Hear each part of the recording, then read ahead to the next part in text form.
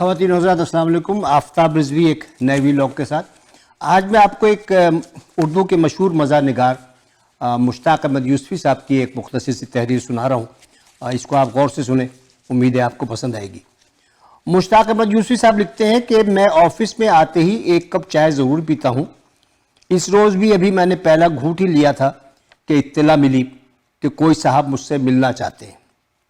میں نے کہا بھجوا دیجئے.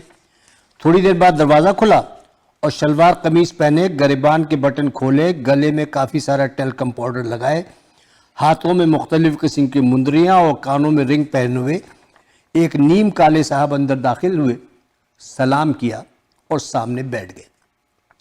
ان کا ڈیل ڈول اچھا تھا, اس لیے میں نے خود کو قابو میں رکھا اور آنے کا مقصد پوچھا.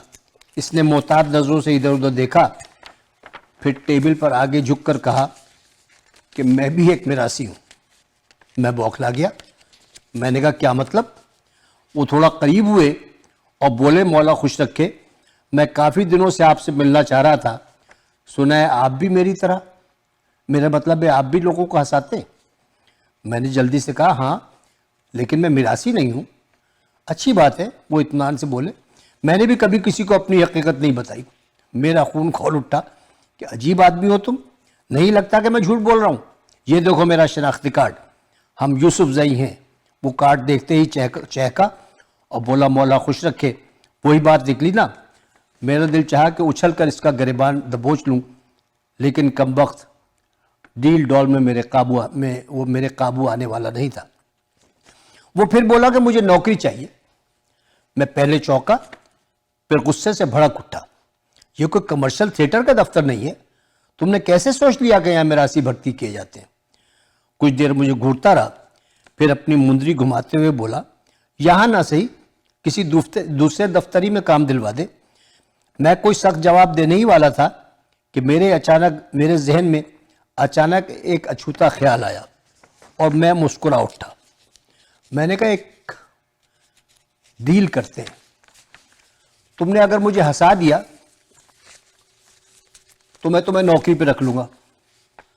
چلو ہوش کرو, بتاؤ یہ سچ قبول ہے؟ اس نے کچھ دیر پھر مندری گھمائی اور نفی میں سر ہلا دیا.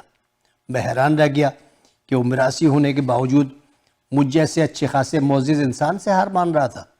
میں نے وجہ پوچھی تو اس نے عجیب سا جواب دیا کہ میں نے لوگوں کو ہنسانا چھوڑ دیا ہے.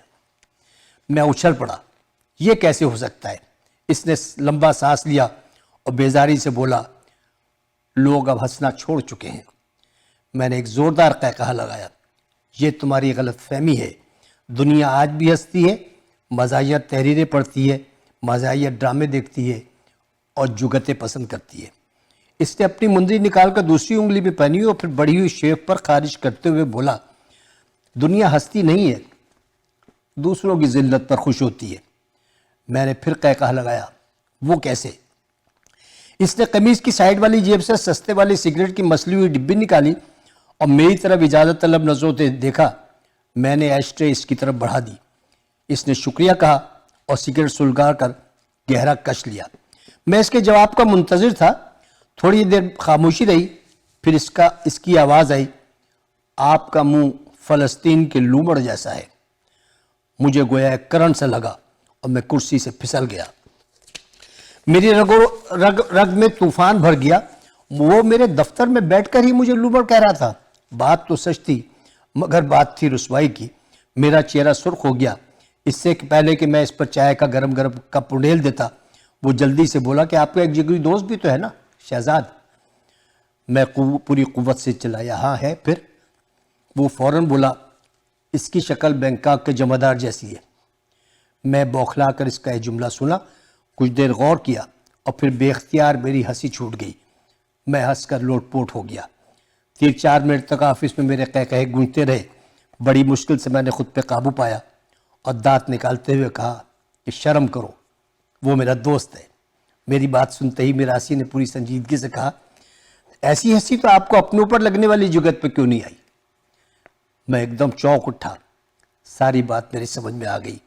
ہمارے معاشرے میں واقعی وہ چیز زیادہ ہنسی کا باعث بنتی ہے جس میں ہم کسی دوسرے کو ذلیل کر رہے ہوتے ہیں. یہی وجہ ہے کہ اسٹیج ڈراموں اور عام زندگی میں ہم جب کسی دوسرے کو ذلیل ہوتے دیکھتے ہیں تو ہم کہا لگانا شروع کر دیتے ہیں۔ خواتین و حضرات، امید ہے آپ کو مشتاق احمد یوسفی کی تحریر پسند آئے گی۔ آئندہ پھر کسی نئے ولاگ کے ساتھ حاضر ہوں گے۔ آفتاب رضوی کو اجازت دیجیے، خدا حافظ۔